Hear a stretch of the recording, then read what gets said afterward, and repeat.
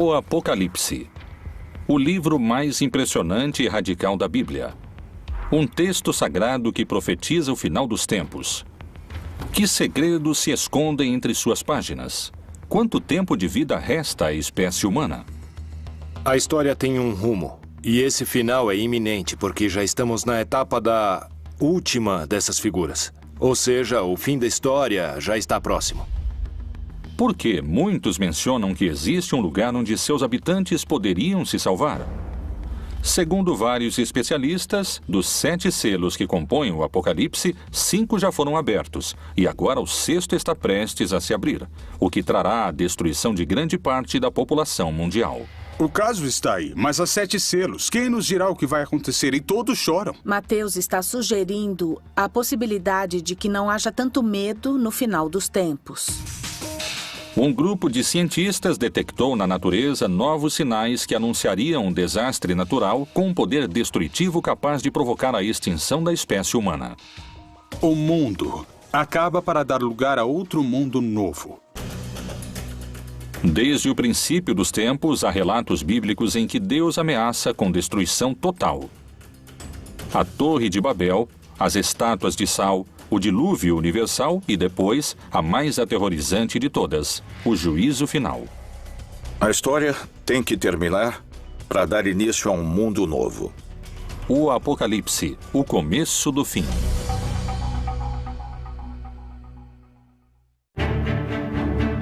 Ao longo da história, a ideia do fim do mundo provocou numerosas teorias. Algumas inspiraram esperança.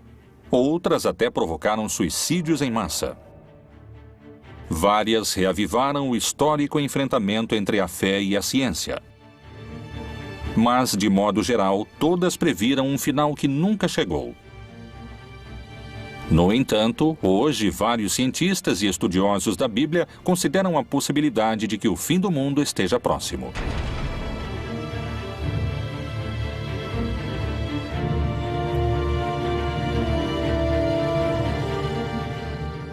A grande quantidade de informações e o acesso imediato que temos aos fatos que acontecem no mundo nos levam a crer que são signos e sinais de que a profecia realmente está se cumprindo. Qual é a informação secreta contida no livro mais impressionante da Bíblia e que acaba de ser revelada? Talvez algumas respostas se encontrem no contexto em que o Apocalipse foi escrito. Palestina, ano 90. Pouco depois da morte de Jesus Cristo, os seguidores de sua mensagem cresciam em número no Império Romano. Mas, nessas terras, a ideia do Messias era sinônimo de rebelião política. O apóstolo João era uma figura-chave para os romanos.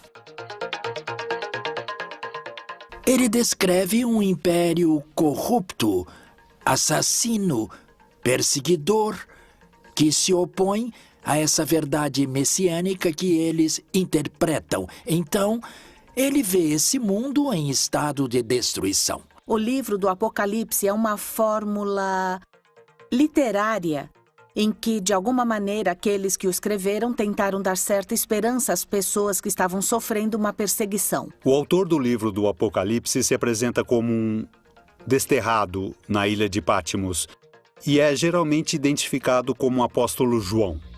O Império Romano concedeu a João um destino mais benévolo que ao resto dos seguidores de Cristo. Ele foi exilado na ilha de Patmos.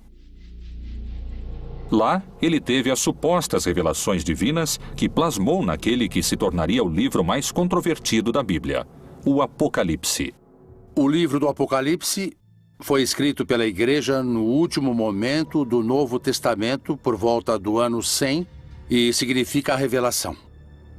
Através de visões proféticas, o livro parece prever a destruição do mundo de maneira progressiva até o retorno de Jesus, que regressará para julgar toda a humanidade e salvar os cristãos. A estrutura do texto é complexa. Contém etapas distintas, marcadas por 7 selos, 7 trombetas e 7 taças. A ideia da trombeta como aquilo que anuncia, a ideia da taça como aquilo que contém, que sustenta algo, que se derrama, a ideia dos selos como aquilo que, de algum modo, dá certificação.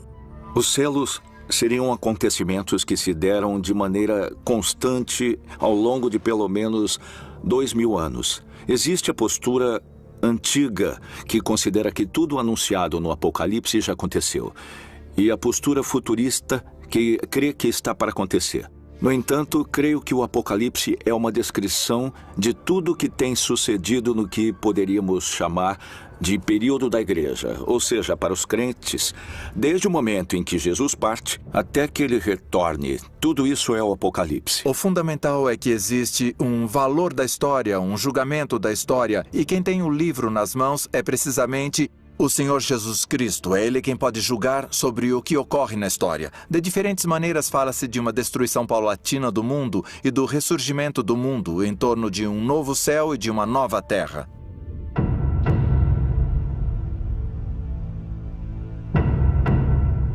Até hoje, esse texto complexo tem suscitado todo tipo de interpretações. Uma das hipóteses é que nos encontramos na fase final do Apocalipse. É a etapa chamada Grande Tribulação.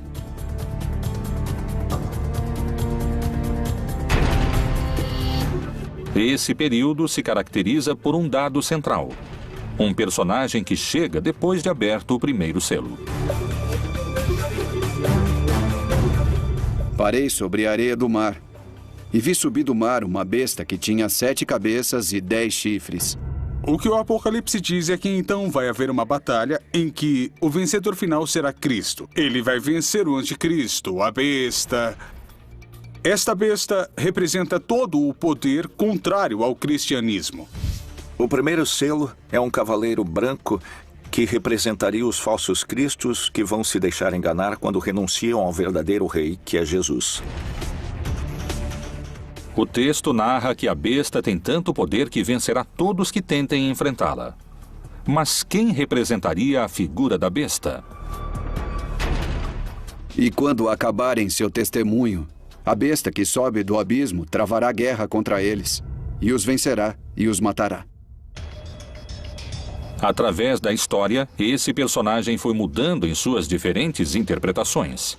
Hoje, o líder da Igreja Católica identifica o anticristo com uma figura que surpreendeu sua própria comunidade. O Papa disse que o anticristo é a corrupção, e disse, em algum sentido, que é uma adaptação da Bíblia. João, que fala do anticristo no Evangelho, diz que o anticristo é aquele que não crê em Cristo, que nega Jesus. E o que está na Bíblia, quando diz que o número da besta é 666 ou 666, é que são letras. Porque em nenhum idioma antigo, nem o grego, nem o hebraico, nem o latim, havia números. Existiam números, mas eram representados com letras. Estão indicando um nome, e em hebraico é César. Então, pode ser que represente o poder político que ataca a igreja. A condenação dos corruptos pelo chefe máximo da igreja causou impacto ao expor a figura do anticristo. O diabo é uma configuração que pode ter expressões muito claras em personagens nefastos da humanidade, como Hitler, como Videla, como Pinochet ou uma pessoa como Stalin. Pessoas horríveis da humanidade, mas não sei se o diabo se encarnou nelas. Eu acredito que eles foram expoentes da maldade, que seria atributo do diabo. Mas creio que nos equivocamos e que o pior da maldade é exercida por seres humanos. Por trás de tudo isso, há homens e mulheres que a exercem. Então, aí, podemos identificar os anticristos que existem nesse sentido. Segundo a tradição cristã, se acreditamos no anticristo na Terra, poderíamos afirmar que o primeiro selo já foi aberto.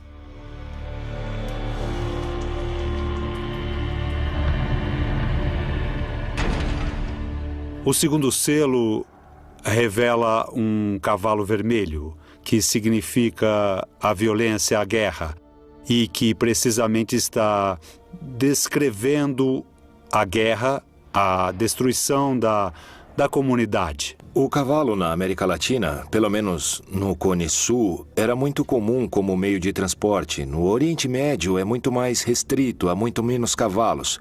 Era um símbolo da realeza, de poder, da beleza, muitas vezes ligado também a forças negativas, forças poderosas que têm a ver, às vezes, com o orgulho divino frente à vontade de Deus. O Apocalipse fala de uma realidade permanente. A violência entre os humanos vem desde o Gênesis, desde o capítulo 3, quando Adão e Eva discutem quem foi o culpado. Desde então se instaura a violência.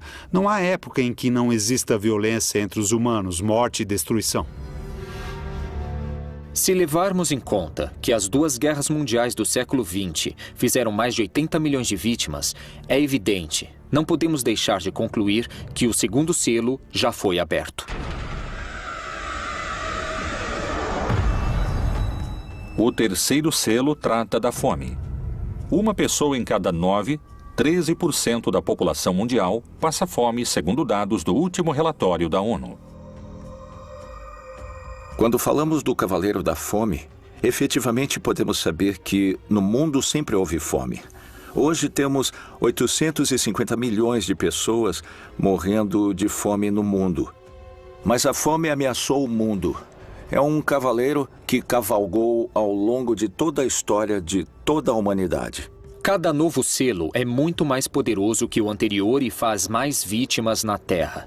Se tivermos em conta a fome que hoje existe na Terra, definitivamente podemos dizer que o terceiro selo do Apocalipse foi aberto. O quarto selo é um cavalo preto, que desencadeia muitas enfermidades, a peste.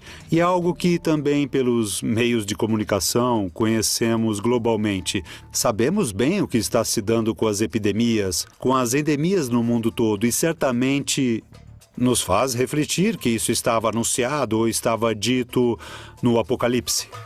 O quarto cavaleiro do Apocalipse representa as diferentes pandemias que aconteceram no mundo. Podemos também situá-lo ao longo desses 20 séculos. Desde a peste antonina, do ano 160 depois de Cristo, até a época de Justiniano, em que houve outra pandemia importante. No século XII, houve a peste bubônica e no século XIV a peste negra. Como resultado, a população da Europa perdeu 1/4 de sua população. É muito interessante porque há uma parte do livro do Apocalipse que diz que 1/3 dos homens morreriam. Por estas 3 pragas foi morta a 1/3 parte dos homens. Pelo fogo, pela fumaça e o enxofre que saíam de suas bocas. E houve momentos na história em que literalmente morreram 1/3 ou 1/4 dos homens. E na nossa época, já no século XXI, estamos diante do H1N1 ou diante da epidemia da AIDS, ou o risco de uma guerra bacteriológica. Tudo isso tornaria perfeitamente textual uma praga como o quarto cavaleiro do Apocalipse. Alguns especialistas afirmam que todas essas doenças são sinais de que o quarto selo já poderia estar aberto. Segundo o Apocalipse, os 7 selos vão deixando em seu caminho guerra, fome, morte e destruição. Com cada abertura, o fim dos tempos e a batalha final parece estar mais próxima. O quinto selo não menciona uma forma de destruição como os outros, mas descreve o pedido dos mártires para que chegue a hora do juízo final. Mártir em grego significa testemunha. Esse quinto selo representaria os crentes de toda a história que estiveram dispostos a pagar com sua vida. A afirmação de que Jesus é o Senhor e o Salvador. Eles clamam a Deus pelo fim da perseguição, pelo fim da destruição. E é isso que nos revela o quinto selo, a visão dos santos, pedindo o final dos tempos. No entanto, a resposta é o que há de mais tremendo no Apocalipse, o mais difícil de aceitar e acreditar. Há que se cumprir o número. Eles devem ter paciência, porque a destruição vai continuar, ninguém sabe quanto tempo. Mas o cristão precisa confiar que Deus sabe quando e como vai terminar. Segundo algumas interpretações, os infortúnios mencionados nos primeiros selos, a fome, as guerras e as doenças, já aconteceram. E, pelo contrário, os fatos prenunciados pelo sexto selo, o mais temível e dramático de todos os narrados no livro do Apocalipse, estaria por acontecer. E, para muitos, suas consequências são impossíveis de conter. Quais são essas catástrofes? De que tempos estamos falando? Há alguma possibilidade de deter essa contagem regressiva?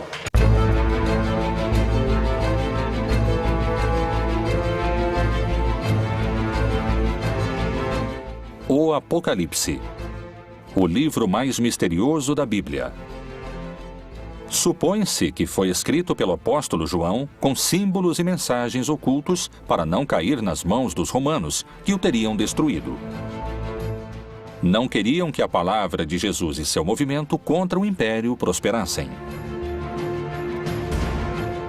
O mistério das 7 estrelas que viste na minha destra e dos 7 castiçais de ouro.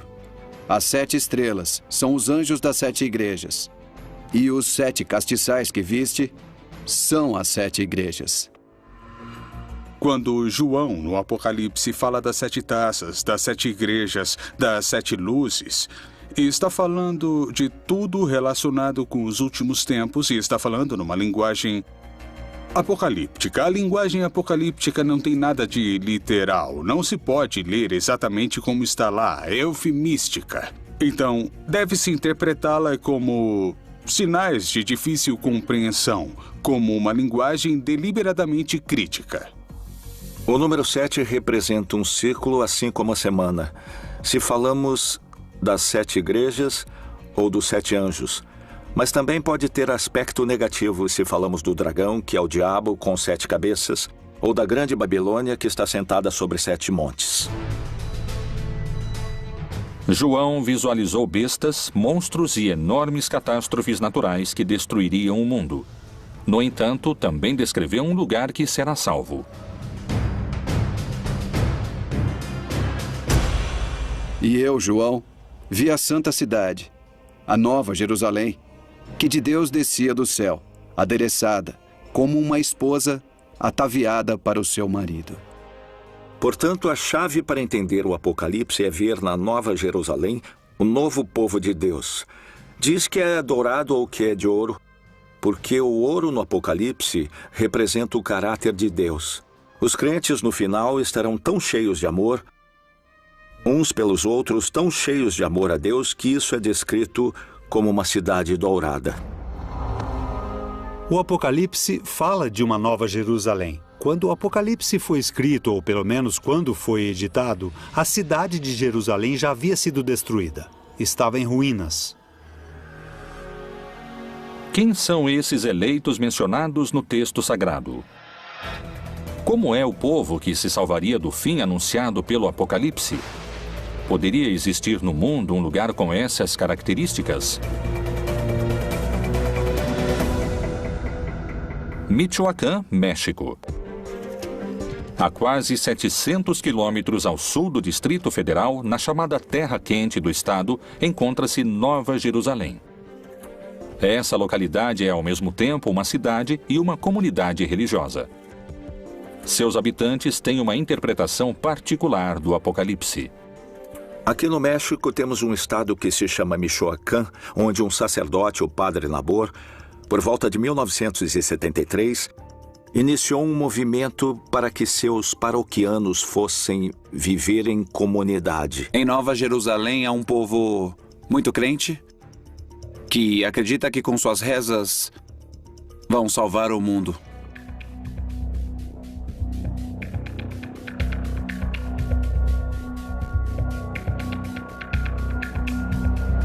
Nessa cidade nos disseram que o mundo vai acabar e que só vão se salvar aqueles que têm fé em Deus e os que rezam, os que se ajoelham e pagam o dízimo, os que se humilham, os que ficam de joelhos diante do tirano, que é o que sempre nos disseram. Como começou essa ideologia que hoje define a vida cotidiana de cerca de 2.500 pessoas?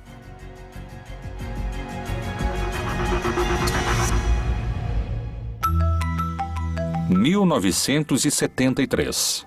Gabina Sanches, uma camponesa de Peruarã, trabalhava em um campo como todos os dias. Mas esse não era um dia comum. Aconteceria algo que marcaria o destino de toda uma cidade. Em 9 de junho, de manhã, dizem que a Virgem apareceu para uma senhora dentro desse espaço em que hoje está situada em Nova Jerusalém.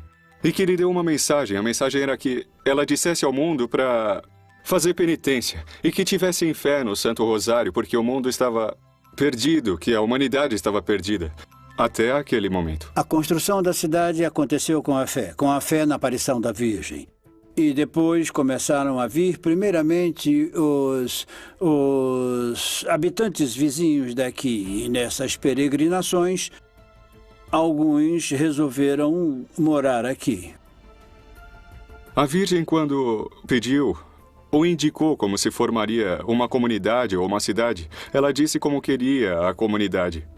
Pediu que fizesse uma cidade, mas disse que queria um lugar pobre e simples, onde ela pudesse recolher acolher seus filhos que fossem vê-la. Queria pessoas simples, pessoas de coração puro, capazes de uma entrega limpa. E indicou que tinham que fazer um lugar diferente de qualquer outro para salvar o mundo. A primeira mensageira e o primeiro líder espiritual morreram há alguns anos. Assim, o dom de receber as supostas mensagens e a liderança dentro dessa comunidade coube a outras pessoas. Hoje, se supõe que uma mulher é a encarregada de se comunicar com a Virgem e existe um líder que determina os destinos da cidade. As regras são muito rígidas. Nós somos fiéis à Virgem do Rosário. Acreditamos nela, acreditamos na sua aparição, acreditamos na maior parte das mensagens que transmitiu do ano de 73 ao ano de 81. A devoção a ela se dá em primeiro lugar com o Rosário. Rezar o Rosário, levá-lo consigo, é dessa maneira que se dá essa devoção. As condutas proibidas em Nova Jerusalém são... basicamente, não usar tecnologia, como telefones celulares, internet, redes sociais. Em termos de roupas, para as mulheres, não usar decotes nem minissaias. E rezar diariamente, 2 vezes por dia, 3 vezes por dia, pagar o dízimo. Está proibido o namoro, está proibido a educação laica, está proibido o futebol. Ou seja, basicamente, as crianças não têm nenhum tipo de distração e passam o dia inteiro rezando. Desde os primeiros séculos e na Idade Média houve grupos que trataram de fundar comunidades onde se estabelecesse a Nova Jerusalém. E especialmente quando a América foi descoberta, vários grupos puritanos, incluindo alguns seguidores de Colombo e o próprio Colombo em seu livro de profecias, achavam que haviam chegado a um lugar onde a Nova Jerusalém seria estabelecida. Então a Nova Jerusalém em vários lugares da América Latina representa a Nova Israel, ou seja, os crentes judeus e não judeus do mundo todo, que no final dos tempos serão um conjunto de seres humanos que adquiriram um caráter parecido ao de Deus e, portanto, é representada com ouro como uma cidade resplandecente, porque sua natureza é uma natureza sublime. Poderia a cidade Nova Jerusalém ser o único lugar isento da destruição global do Apocalipse anunciada no 6º selo? Talvez só o tempo tenha a resposta. E quais são os desastres descritos no 6º selo do Apocalipse? Fala de cataclismos e de fenômenos naturais, que também são destrutivos para a comunidade perseguida, mas que refletem de modo mais direto que é Deus quem controla a história. Porque é Ele que, nesse caso, desencadeia os fenômenos naturais. Nos 4 primeiros cavaleiros, quem os desencadeia são os inimigos. Mas, nesse caso, é Deus mesmo quem controla a natureza. Em toda a Terra vai haver um grande terremoto que dará origem ao começo desse cataclismo apocalíptico que marcará a diferença entre o fim dessa época, ou éon, e o novo éon, ou a vida eterna. Uma das teorias sobre Nova Jerusalém indicaria que essa comunidade também seria protegida desse último selo. Ela tem características geológicas em seu subterrâneo, onde se juntam placas de cobre, ferro e metais, que tornam a terra mais forte para resistir a um tremor. Possíveis coincidências se ocultam entre os textos do Apocalipse. Será a natureza quem definirá o final dos tempos? Que segredos se escondem entre suas páginas em relação a terremotos e vulcões? A interpretação de vários estudiosos da Bíblia sugere um cenário dramático na etapa mais destrutiva, que profetiza uma devastação planetária. O que é o Anel de Fogo? Por que alguns cientistas afirmam que nele poderia se desencadear uma destruição maciça e que coincide com a descrição do sexto selo? O significado do Anel de Fogo, que basicamente rodeia todas as costas pacíficas do Oceano Pacífico, é a colisão das placas. Nessas zonas de colisão de placas continentais e placas oceânicas ocorrem fenômenos vulcânicos e sísmicos. Isso coincide basicamente com o Cinturão de Fogo, o Anel de Fogo do Pacífico. De que modo estão mencionadas no livro do Apocalipse as consequências do sexto selo? Mas quanto aos covardes, aos incrédulos, aos abomináveis e aos homicidas, e aos que se prostituem, e aos feiticeiros, e aos idólatras, e a todos os mentirosos, a sua parte será no lago que arde com fogo e enxofre, o que é a segunda morte. Do ponto de vista geológico e astronômico, os fenômenos são basicamente a extinção do Sol. O Sol vai passar a ser um gigante vermelho, aumentará significativamente de volume e absorverá nesse crescimento tanto Mercúrio quanto Marte. A proximidade do Sol fará com que o planeta se aqueça muitíssimo e, nesse momento, desaparecerá a vida. E havendo aberto o sexto selo, olhei, e eis que houve um grande tremor de terra. Quando se abre o sexto selo do Apocalipse, ocorrem os terremotos. Aqui, a palavra é literal.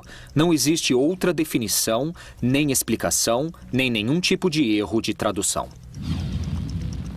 O reaquecimento poderia estar simbolizado pelo fogo. Mas parece que esse não é o único desastre natural possível. A mensagem da Virgem de Nova Jerusalém anuncia que o final também poderá chegar através de grandes terremotos. Qual é a visão dos cientistas? Tal como o Anel de Fogo, também existe um risco maior de terremotos na América Latina? Equador, 31 de janeiro de 1906. Magnitude 8.8. Chile, 22 de maio de 1960. Magnitude 9.5. Foi o terremoto mais violento de que se tem registro. 4.000 pessoas morreram e cerca de 2 milhões perderam seu lar. México, 19 de setembro de 1985. Magnitude 8.1. Mortos, 20 mil. Haiti, 12 de janeiro de 2010. Magnitude 8.0. 220 mil pessoas morreram. Os pontos do mundo com maior atividade sísmica são os que se encontram próximos de alguma falha, que é a união entre duas placas tectônicas. Toda a costa ocidental da América, não só da América Latina, mas também da América do Norte, que é parte do Cinturão de Fogo do Pacífico, tem atividade sísmica permanente, de graus baixos até graus altos, mas sempre está relacionada ao movimento das placas tectônicas, como é o caso também do vulcanismo. Porque se levantará nação contra nação e reino contra reino. E haverá terremotos em diversos lugares, e haverá fome e tribulações. Estas coisas são os princípios das dores. O aumento da grande quantidade de terremotos que vem acontecendo desde 2009 é um fenômeno que a ciência investiga e para o qual ainda não pôde dar uma verdadeira explicação. Os textos messiânicos ou apocalípticos podem ser lidos de várias formas, e sempre em cada geração há os que dizem que está para acontecer, porque isso faz alusão a Obama, faz alusão a Putin, faz alusão à crise econômica, e isso fala de tal guerra, ou seja, sempre houve pessoas que tentaram interpretar os textos e focalizá-los. Na seita do Mar Morto, há um tipo de literatura que se chama Pesher, que é a interpretação, por exemplo, do profeta Habacuque ou outros. E aí eles fazem isso a um texto bíblico e eles agregam. Essa figura é tal pessoa que existe hoje, ou seja, querem ajustar o texto e adaptá-lo. Ou dizer, viu, isso explica o que está acontecendo hoje em dia. No início do século XX, começaram a surgir os primeiros sismógrafos e assim começamos a ter um registro mais exato da atividade sísmica até o presente, com melhores equipamentos e uma maior quantidade de equipamentos para registrar a atividade sísmica. E assim podemos verificar com maior precisão todos os sismos que ocorrem no planeta.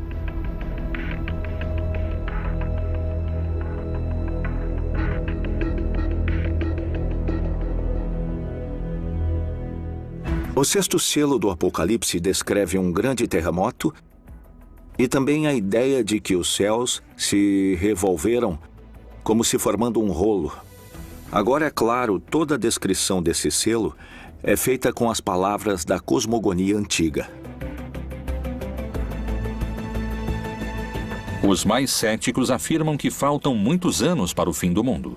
Esse é um fenômeno que não ocorrerá em menos de 4 a 5 bilhões de anos. Para outros, a destruição global através de vulcões e terremotos é iminente. A essência desses símbolos continua sendo vigente, na ideia de que a história tem de terminar para dar início a um mundo novo.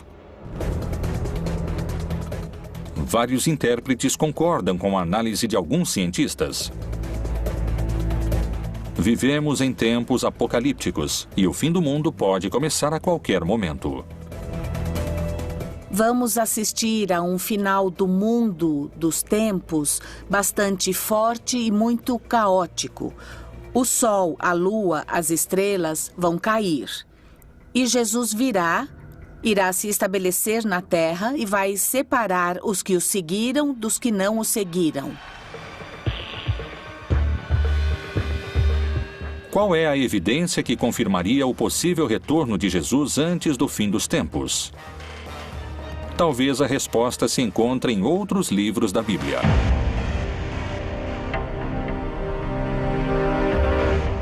O Apocalipse é o livro mais antigo e controvertido da Bíblia. Tanto no Antigo como no Novo Testamento, vários profetas descreveram como seria o mundo em tempos apocalípticos.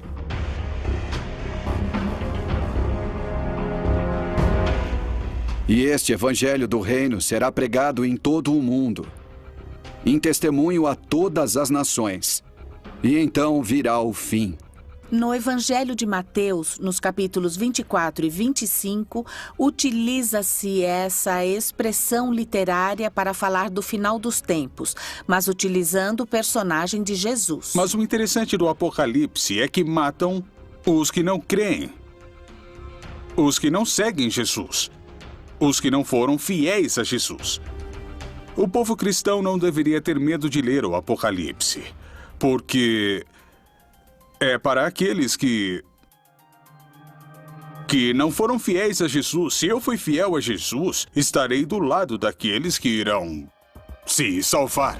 Muitos correrão de uma parte para outra, e a ciência se multiplicará. Daniel também faz parte desse mesmo gênero literário. Escreveu alguns de seus fragmentos e de maneira apocalíptica. E também aqui podemos reconhecer esse aceleramento dos processos humanos, dos processos históricos, que de fato na época em que Daniel escreveu não se podia imaginar a quantidade de conhecimento acumulado, as possibilidades tecnológicas acumuladas e também os recursos humanos acumulados. E simultaneamente a isso, o desgaste do planeta, o desgaste das relações humanas, a quantidade de habitantes, tudo isso evidentemente influi e estamos num tempo de aceleração e isso é indiscutível. A cada minuto somam-se cerca de 2.000 páginas ao conhecimento científico do homem, e uma pessoa precisaria de 5 anos para ler todo o material que é produzido a cada 24 horas. Temos carros que chegam a 350 km por hora e aviões que ultrapassam a velocidade do som. Um ritmo de vida incomparável ao que se levava há 2.000 anos. As visões no livro de Daniel estão entre os grandes mistérios apocalípticos. São símbolos de que a sociedade humana em sua história chegará a um ponto tão instável que ela própria vai desmoronar. Tudo isso está simbolizado por um cataclismo como acontece em toda a literatura apocalíptica. O julgamento da história é um elemento no qual crê o cristianismo. Nós o chamamos de parúsia. É a vinda do Senhor Jesus no final dos tempos como juiz da história e da vida de todos os seres humanos. É verdade que nosso momento histórico tem uma peculiar consciência da decadência da história humana. Entendemos o que é o fim do cosmo, também imaginado do ponto de vista físico. Podemos falar dessa expansão do universo que tende a um esfriamento global, não um aquecimento global do planeta, porém mais amplamente. E podemos imaginar, sabemos que a Terra, nosso lugar onde desenvolvemos a história, é decadente. Havia 3 visões básicas do fim da história. Uma visão que se chama utópica, que chegará ao fim dos tempos e o cordeiro viverá com o lobo, e a criança brincará com a serpente, e a destruição cessará, ou seja, uma visão idílica da paz universal. A outra visão é restaurativa. Então é uma ideia segundo a qual a época messiânica é a restauração do reino de Davi, ou seu equivalente. Ou seja, uma época em que Israel viverá em paz com seu próprio estado, um estado poderoso.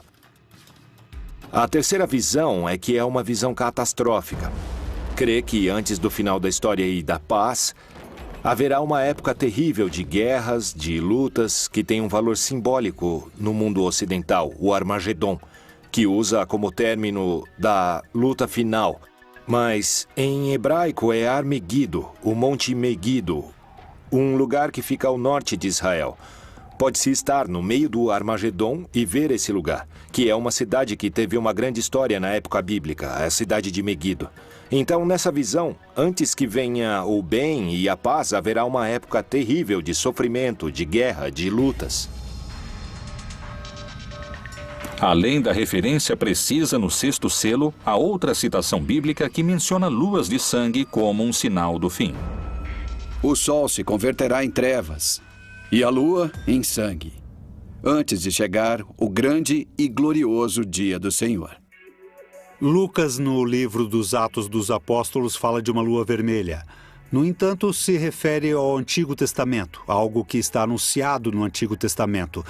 Pois em muitos livros do Antigo Testamento fala-se do fim, sobretudo da vingança de Deus ou do dia de Yahvé, em termos apocalípticos. E esse gênero literário utiliza imagens cósmicas tremendistas. Sem dúvida, cria uma imagem que havia no Antigo Testamento para simbolizar algo catastrófico, uma intervenção de Deus especial. Alguns se baseiam em dados científicos. Outros na fé e em sua própria interpretação desses textos sagrados. Muitos afirmam que estamos a caminho de abrir o 7º selo e que começou a contagem regressiva. O que ninguém sabe é se o mundo acabará em milhares de anos ou em poucos minutos.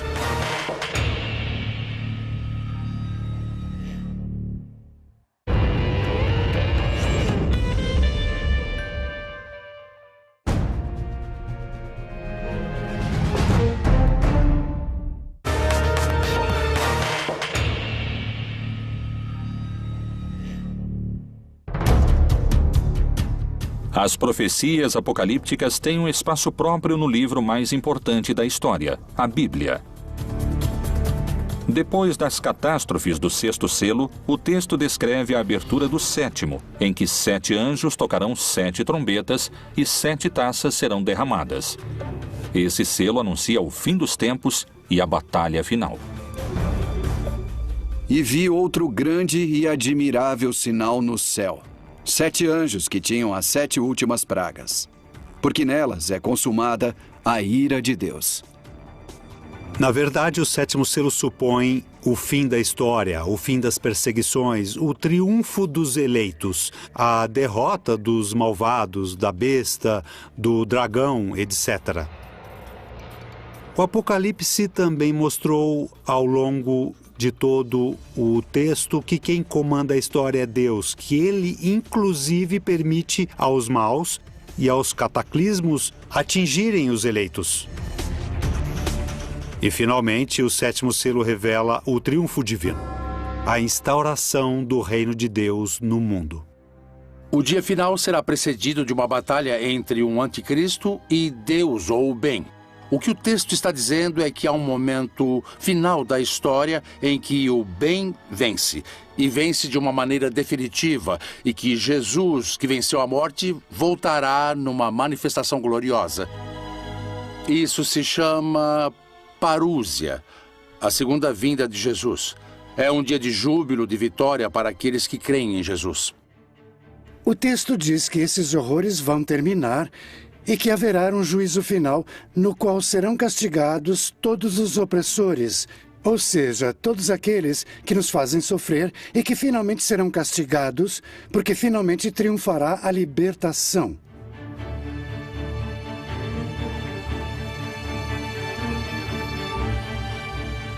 É uma mensagem de esperança. Mais tarde, a igreja transmitiu isso como se fosse uma revelação sobre o que vai acontecer depois da morte, que haverá um juízo final sobre todos, ok? Então isso já é uma interpretação feita pela igreja que faz parte do seu projeto de dominação. O Apocalipse não é um livro histórico. Não é um livro do futuro, não é como uma bola de cristal que revela o futuro. É um gênero literário, escrito no gênero literário judaico-apocalíptico. A atmosfera se torna de terror quando o Apocalipse é citado hoje. Não é sobre o futuro. Quem escreveu o livro não estava pensando no fim do mundo, nem no futuro. Estava pensando no presente. Existiria o povo eleito que poderia se salvar do fim do mundo? Seria possível minimizar as consequências das catástrofes naturais?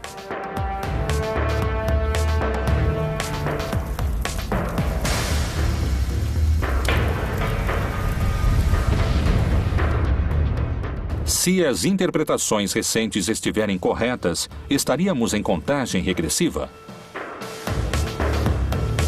Seria preciso um milagre para nos salvar? O Apocalipse seria o melhor roteiro de um filme de ficção ou a advertência de um final anunciado? Só o tempo trará essas respostas.